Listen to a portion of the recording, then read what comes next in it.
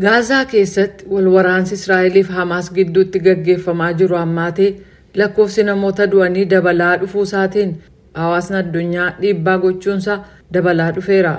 Garuu eenyutu dhumarratti Gaazaa fi namoota ishee miliyoona 2.2 ta'an kanneen hedduun isaanii osoo waraanni hin jalqabamiin dura hiyyummaa keessa jiraataa turan akka to'atu ifa miti. Mahmer Abu Saada Gaazaa keessa ka jiru Yuunivarsiitii Al-Azhar keessatti Piroofeesara waa'ee siyaasaati. Isaanis akka jedhanitti. It doesn't seem to me that there is even consensus among the US, Israel, the regional Arab country, that the international community on what to do. Waraanaa booda Gaazaa maal gochuu akka qaban irratti United States, Israa'el, biyyoota Arabaaf hawaasa addunyaa gidduutti illee waliigaltee waan jiru natti hin fakkaatu. Gaazaa eenyutu bulchuuf deema?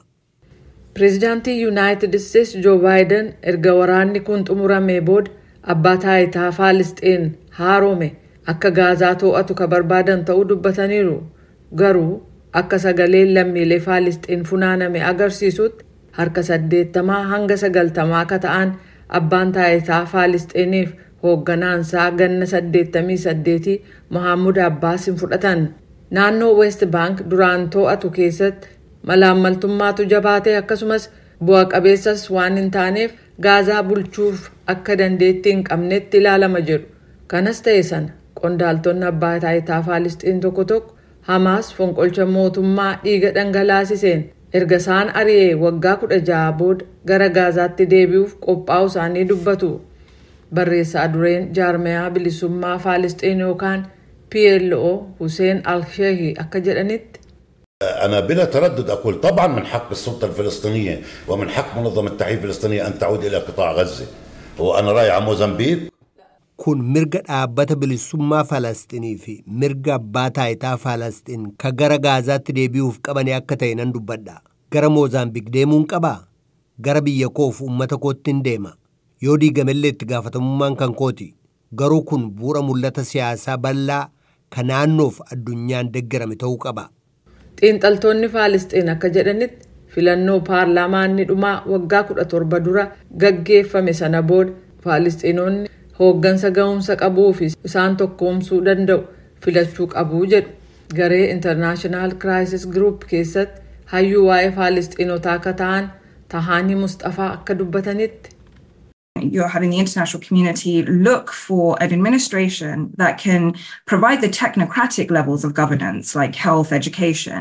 But hawaasni addunyaa bulchiinsa sadarkaan namoota barataniin gaggeeffamu kan akka tajaajila fayyaaf barnootaa kennuu danda'an barbaadu. Garuu kun qabxii guutuu Faalisxiinonni barbaadan of keessaa hin qabu. Isaan hoogganoota seera qabeessa barbaadu. Hooggansa seera qabeessaa fi isaaniif dhaabbachuu danda'u barbaadu. Waa'ee tajaajila dippiloomaasii ka sadarkaan jirus yoo dubbatame illee hooggansa isaaniif dhaabbachuu danda'u barbaadan. Kun hundumtuu ittaanee maaltu jira marii jedhu keessatti illee guutummaan kadhabamedha jedhan. Masriin dhiyeenya kana yaada nagaa sadarkaa 3 of keessaa qabu. Kunis torban 2 dhukaasa dhaabuu namoota Israa'el booji'aman 40 gadhiisisuurraa kan eegalu dhiyeessitee jirti. Sana booda mootummaa hayyootaa fi beektota Faalisxiin of keessaa qabu ijaaruudhaan filannoo gaggeessuu. Dhumarrattis dhukaasa guutummaatti dhaabuudhaan booji'amtoota Israa'el hunda gadhiisuu, hidhamtoota Faalisxiin hunda bilisa baasuu fi Israa'el guutummaatti Gaazaa keessaa akka baatu ka jedhu of keessaa qaba. Yaanni Masrii kun Hamaas akka hin tuqamne ka taasisu yoo ta'u, muummichi ministeeraa Israa'el Benjamin Netanyahu irra deebi'anii kun fudhatama hin qabu jechuun dubbataniiru. Xiinxaltoonni Israa'el tokko galmi Hamaasiin dhabamsiisuu jedhu sun qabatamaa mitii jedhu. Kan duraan tika waraana keessaa turanii fi Yuunivarsiitii Tel Aviv keessatti Piroofeesara ka ta'an Michael Milstein akka jedhanitti.